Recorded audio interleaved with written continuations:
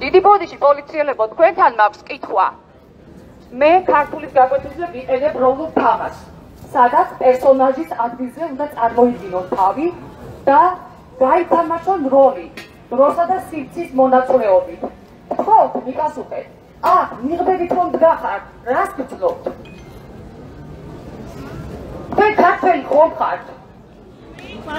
რას იცავთ? ვის იცავთ? მე ერთ-ერთ პოლიციას დავესაუბრე, ერთ-ერთ მიღბიან პოლიციას, ფათათოის და მითხრა, რომ ჩვენ გვიცავდა, მაგრამ მე როცა კითხვა დაუსვე, ვისგან გვიცავდა, ვერ მიპასუხა. ჩვენ არავისგან ვართ დღეს დასაცველი გარდა ოკუპანტის სახელმწიფოებისა. ჩვენ არავისგან ვართ დასაცველი გარდა მოძალადე ხელისუფლებისა.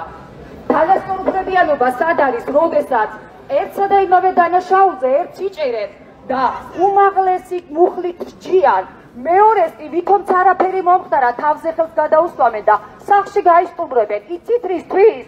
იმისთვის რომ შემდეგ შავი სამუშაო შეასრულებინოს.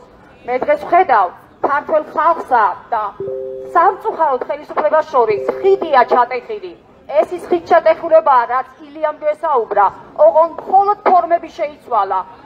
ეს ხიდი იმ ფულმა ჩატეხა, რომლითაც არჩევნები იყიდეთ ხელისუფალნო. ეს ხიდი იმ ფულმა ჩატეხა, საქართველოს მომავალი რომ გაყიდეთ ხელისუფალნო.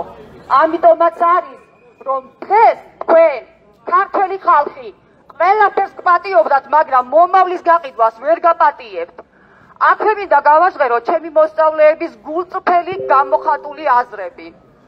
როდესაც დაიწყო საყოველთაო პროტესტი, მათ გამოთქვეს სურვილი, რომ მათაც უნდოდა ჩვენთან ერთად ქუჩაში გამოსვლა. არა უთხარი, თქვენ არასრულწლოვნები ხართ, თქვენზე პასუხს მე ვაგებ, თქვენს ჯანმრთელობაზე, თქვენს სიცოცხლეზე პასუხს ვერ ვაგებ.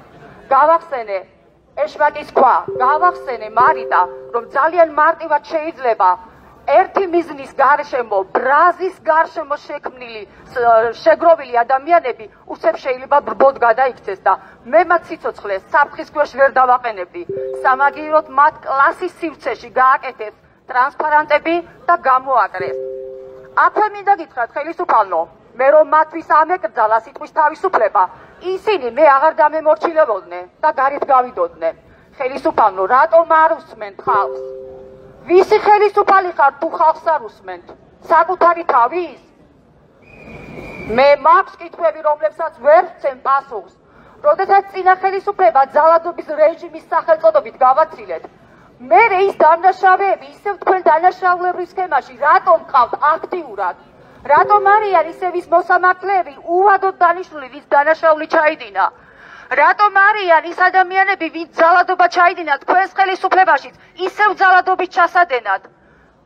დიდი ბოდიში, მაგრამ აღარ შეიძლება ამდენის მოთმენა. ყველაფერს ვითმენდით, მაგრამ ვერა. მომავლის გაყიდვას ვერ მოვითმენთ. ერთიან ძლიერ საქართველოს გაუმარ? გაუმარ? მადლობა.